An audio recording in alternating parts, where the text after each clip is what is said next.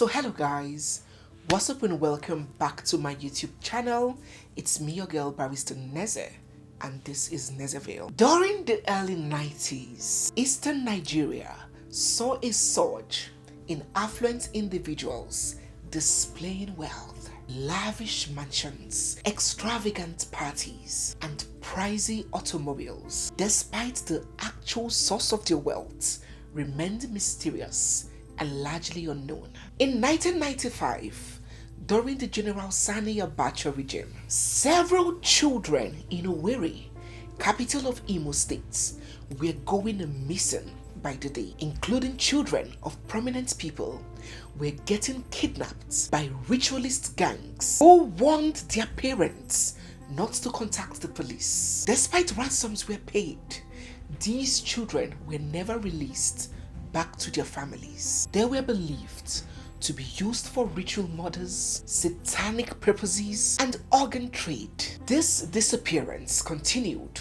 and spread all through the city of Owerri and its environs. On September 9th, 1996, 11-year-old pupil Anthony Ikechukwu Okoronkwo had come back from school and had decided to proceed to do his regular evening hawking of granules. With his wear on his head firmly balanced by a wrapper that we call Oshuka, he walked down the street chanting his usual "Buy granules, buy granules." He walked past a hotel, a very big prominent hotel called OTOKOTO Hotel. The hotel gardener, Mr. Innocent Ekeanyanwu, who was a member of a deadly ritual fraternity, had beckoned on the child and lured him into the hotel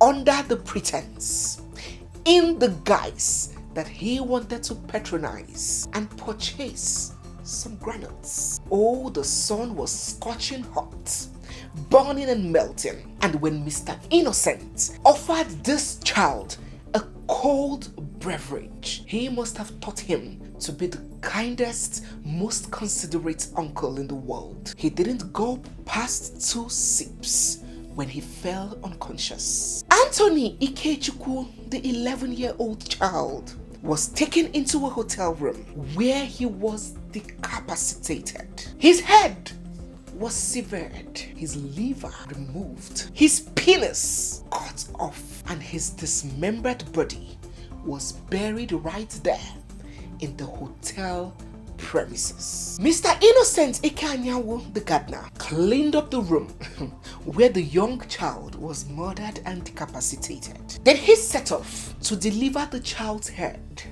to one Mr. Leonard Unagu, who was a fellow member of the Black Scorpion Confraternity. He was spotted by a commercial motorcyclist who observed that blood was dripping from his bag. Blood was dripping, fresh blood was dripping from his carrier bag. And then he raised the alarm. Mr. Innocent was apprehended and taken into police custody. Mr. Innocent Ikanyawo was very willing to cooperate with the police. He had already given an official statement indicting some people, but before much information could be extracted from him, before the case could be presented for trial in a court, he was uneventfully and mysteriously found dead in his police cell. An autopsy conducted on his remains revealed that he had died from poisoning. Obviously, very powerful people who could not afford to let Mr. Innocent speak and testify in court had paid the police to silence him right in custody. Guys, could it be that we have another OTOKOTO case on our hands, or even worse? In our last 2 videos, we discussed the very chilling story of Mr. Amechi Andrew, a UK returnee, no, not returnee, a UK escapee, a UK runaway who specializes in luring young girls on social media to his home, where he sodomizes and anally rapes them. But that is not the worst.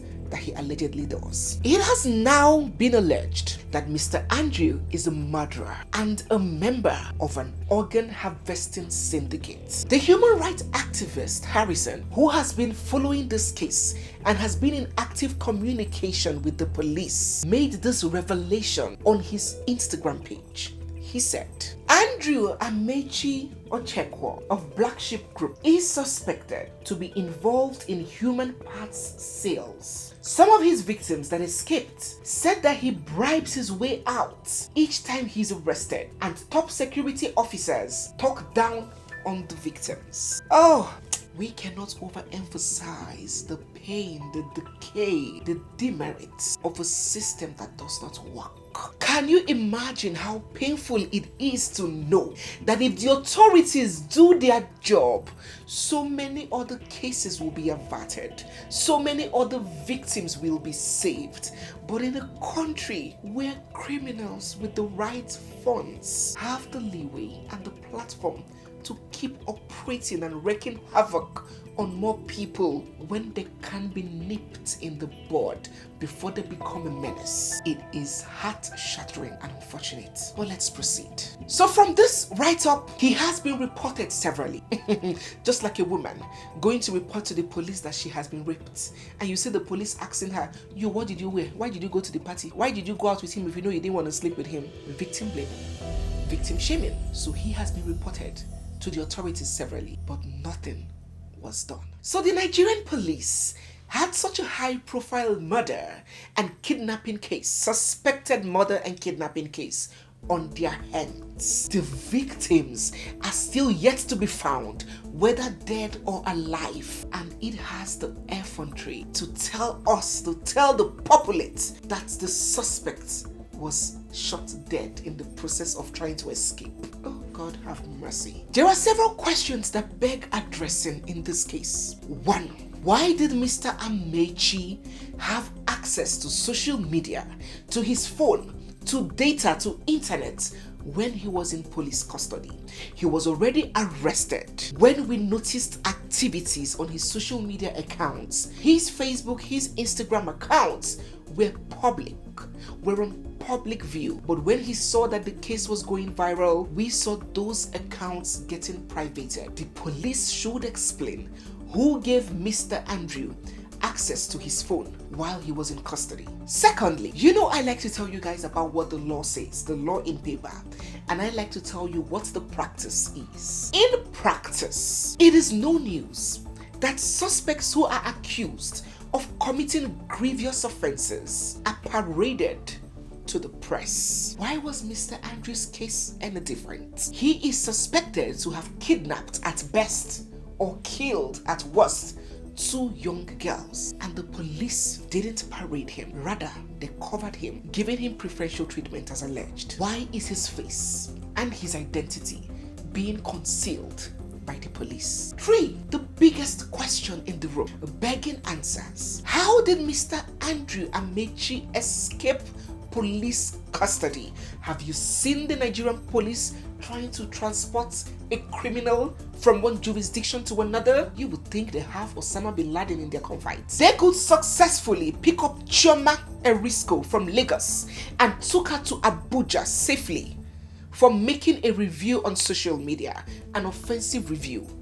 They could pick up a cyberbullying suspect successfully, but a suspected murderer and kidnapper escaped their fangs under their very noses. Something is not adding up. 4. There has been no police statements, no police press conferences. Why? Is it because the victims are not celebrities? They're not musicians? They're not actors or actresses? How can we have such a very sensitive case and no police officer of senior ranking has come out to address the media and give a situation report?